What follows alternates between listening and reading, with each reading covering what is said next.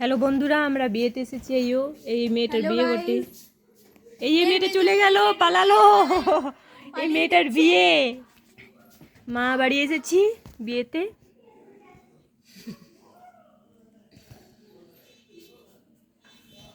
Hello guys, আজকে বিয়ে, কালকে হচ্ছে বউ ভাত। তোমরা সবাই আসবে, বিনা নিমন্ত্রণে চলে আসবে। হ্যালো গাইস, আর পেছনে একজন আছে যার আজকে পরীক্ষা, তার আজ অনেকটা মুড অফ।